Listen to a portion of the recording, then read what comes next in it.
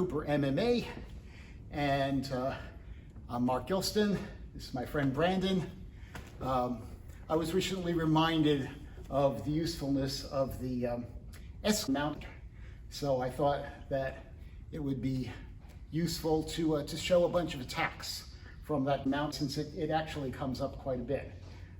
Usually it happens because you've got some kind of a mounted position and your partner rolls out, or he's trying to roll out before you establish. He rolls onto his side to get away.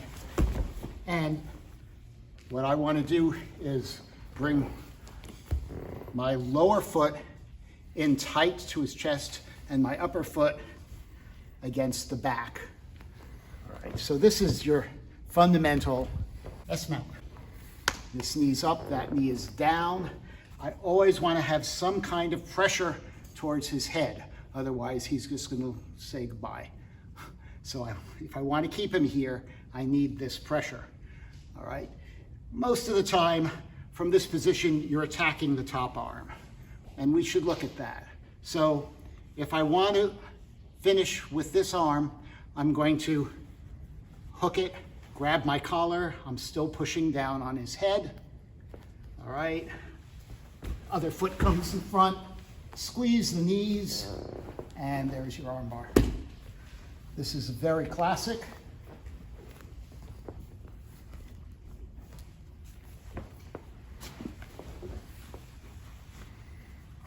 I can do this in either direction. I can have this hand down, controlling, come up with this arm. All right. In this case, I'm going to grab the leg. I can leave this foot behind his head, or I can bring it across. There are some advantages to leaving the foot behind the head.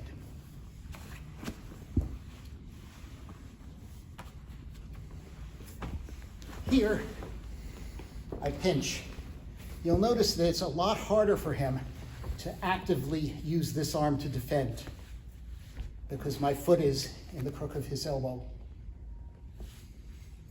It's also much harder for him to roll into me, which is, in this particular version, this is one of the things I have to worry about, is he rolls and stacks me. So if my foot is behind his head, there's no way he can roll into me. So I actually prefer this version of the armbar.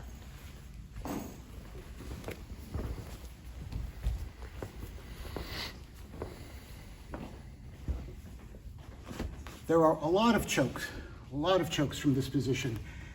Again, I'm going after the arm. This time it's the lower arm. It frees my right hand. The simplest, to my way of thinking, is I reach under the chin and grab the far collar. You'll notice when I reach, I want to make sure that this muscle is out of the way. So I'm using this part of my hand to do the choking. I turn my wrist. Now I'm going to take the near collar and I'm going to pull it straight to his belly button. Okay, so when I'm reaching here, pull that muscle out of the way, grab the collar, grab this collar straight down. When I reach for this, he's going to try and fight me off. All right, so that is an issue there. From this position, what I'm going to do is bring my knee up behind his shoulder, sit back, and grab the leg. That's your bow and arrow.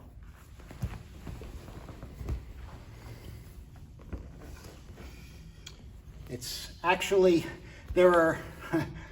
most people think of a bow and arrow as coming from this direction, but it can come from either direction. So let's look at that again. We'll look at the other one in a minute. So here I've grabbed the far collar. I can't get a good enough position to finish here. So I bring my knee up to his shoulder, push on the shoulder. I can try for this arm bar, but this shoulder lock is not gonna work.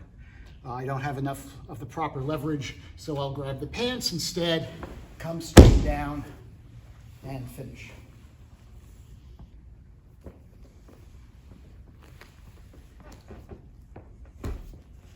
This time, when I start to go for this arm, he pulls it in tight. He's afraid of the arm bar. All right. So in this case, I'm going to grab the far collar. I don't care if I grab his hand. I just want that far collar. The other hand, blade, come in front of the big muscle, choke. All right, once again, he's fighting the arm bar. He's in tight. He's locking, maybe even locking my wrist in place. All I need is some securement on the far collar. This hand comes in from behind or in front, depending where his head is. If his head is tucked, I'm gonna come in back here behind him. Slide those knuckles down, push the muscle out of the way, and finish. I can't get to the far collar at all. I just can't. The near collar, slide under the ear, grab. My thumb is pushing, the side of my thumb is pushing into his sternomastoid and making the carotid available. But that really requires precision. So once again here, now that I'm in this position, I can finish with a bow and arrow. Here it's important that I get my knee on this side of my arm.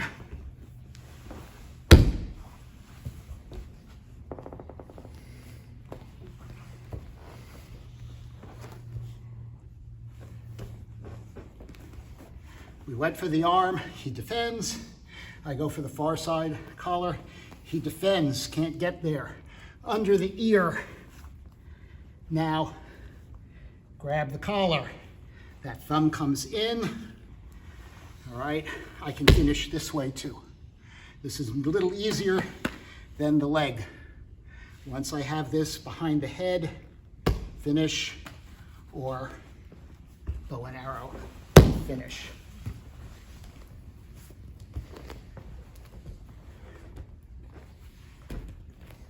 I know he's super good at defending chokes, really good at defending arm bars. I will go for a leg. This knee goes into his hip. I must control the top.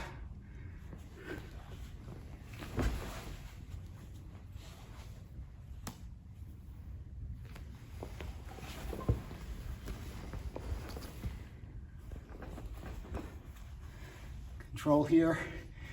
Just going for the arm, not getting it, not getting anywhere near the top. Grab the leg, knee in his hips, straight back. Okay, some people will tap to this. When Brandon has got flexible hips, turn, grab the leg, and it's a knee bar.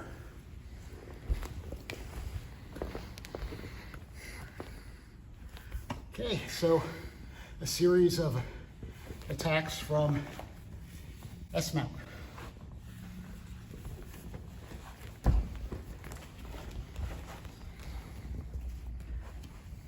If you like the video, please click like and subscribe to our channel, Serioku Zenyo, meaning maximum efficiency. If you click on the bell, you can get the videos as soon as they are posted. Thank you, Brandon. Thank you.